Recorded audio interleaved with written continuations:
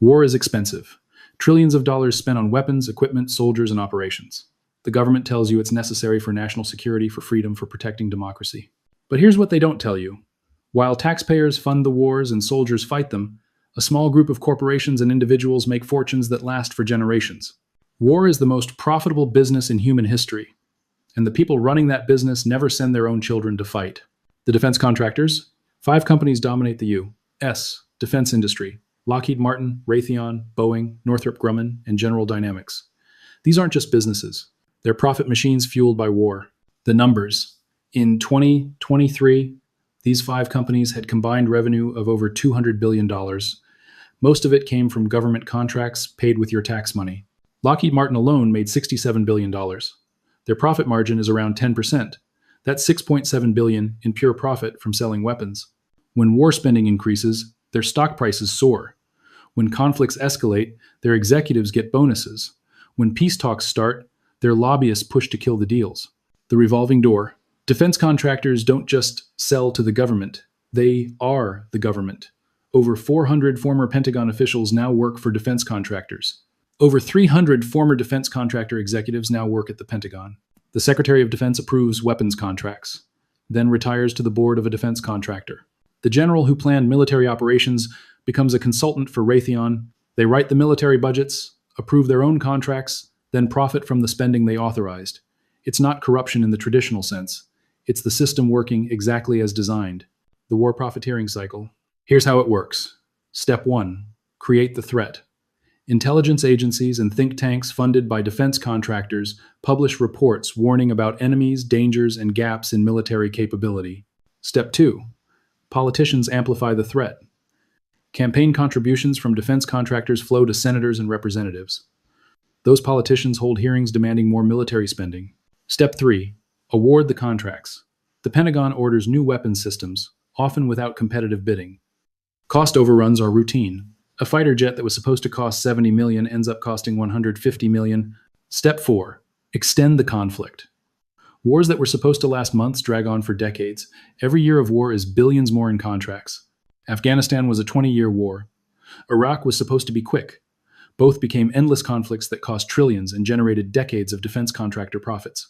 Who pays? The defense budget for 2024 is $860 billion. That's 40% of global military spending. We spend more on the military than the next 10 countries combined.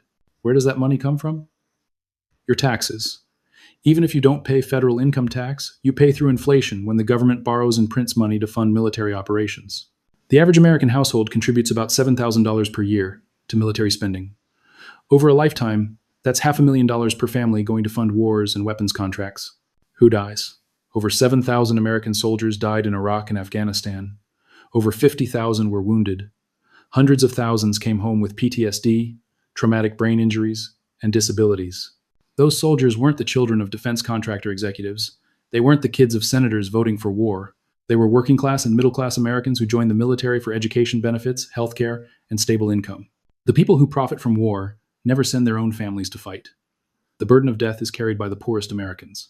The profits go to the richest. The private military industry. Beyond the traditional defense contractors, a new industry emerged. Private military companies. Blackwater, now called Academy, is the most famous. DynCorp, Triple Canopy, and dozens of others operate in conflict zones worldwide. These companies provide soldiers for hire. During the Iraq War, private contractors outnumbered U.S. troops at times. They did the same jobs as soldiers but got paid 5 to 10 times more. And that money came from government contracts. Eric Prince, founder of Blackwater, became a billionaire, selling mercenaries to the U.S. government. His company got billions in no-bid contracts while paying minimal taxes by registering offshore. When Blackwater contractors killed civilians, they faced no accountability. When soldiers committed the same acts, they faced courts martial. Private military companies get the profits without the oversight. The reconstruction contracts. War doesn't just destroy. It creates opportunities for connected companies to rebuild what was destroyed using taxpayer money. In Iraq, billions in reconstruction contracts went to companies like Halliburton, KBR, and Bechtel. Vice President Dick Cheney was Halliburton's CEO before taking office. Then, Halliburton got billions in Iraq contracts.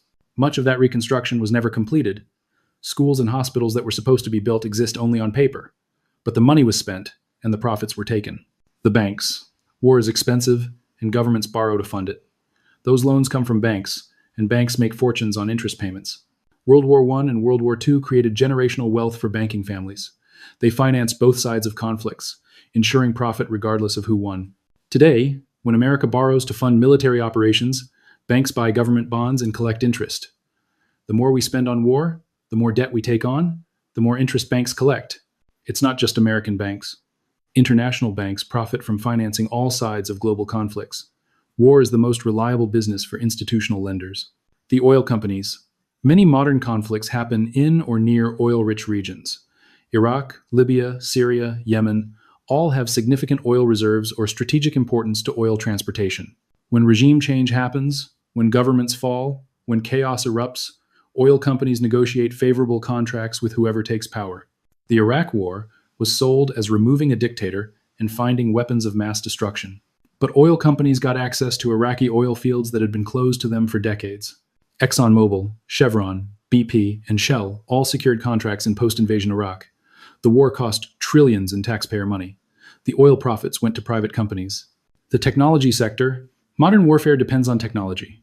Surveillance systems, drones, cyber weapons, artificial intelligence, satellites, all provided by tech companies under government contracts. Palantir, founded by Peter Thiel, builds data analysis systems for military and intelligence agencies. Their valuation exploded based on defense contracts.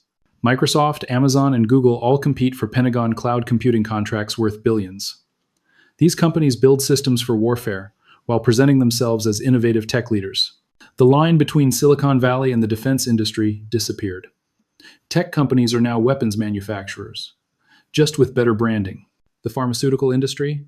War creates casualties. Casualties need treatment. Treatment requires medicine, and pharmaceutical companies profit from every soldier injured and every veteran medicated. PTSD treatment, pain management, antibiotics, vaccines, all provided to the military at prices negotiated in contracts that are rarely disclosed to the public. The VA healthcare system spends billions annually on pharmaceuticals. Every war creates a new generation of patients requiring decades of medication. Who doesn't profit? The soldier who lost his legs doesn't profit. The taxpayer funding the war doesn't profit.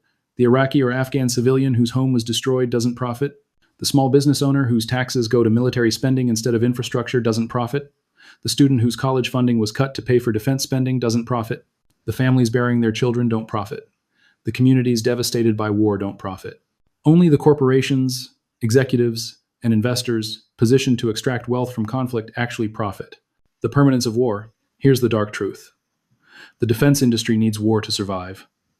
Peace is bad for business, so they ensure war never ends. Think about it. We've been in Afghanistan for 20 years, Iraq for 20 years, Syria for over a decade. We have troops in over 150 countries. We're always in conflict somewhere. That's not accident. That's design. Permanent war means permanent contracts, permanent profits, permanent wealth extraction from taxpayers. Every time peace seems possible, a new threat emerges. Every time military spending might decrease, a crisis demands more investment. The system is designed to perpetuate itself, and the people profiting from it have the money and power to ensure it continues. The bottom line, when politicians tell you we need to increase military spending, ask who profits. When they tell you we need to intervene in another country, ask who gets the contracts. The soldiers who fight aren't getting rich. The taxpayers funding it aren't benefiting. The citizens of war-torn countries aren't prospering. But defense contractors, private military companies, banks, oil companies, and tech firms are making generational wealth. War isn't about security, it's about profit. And the people profiting from it will never stop pushing for more conflict because that's how they maintain their power and wealth.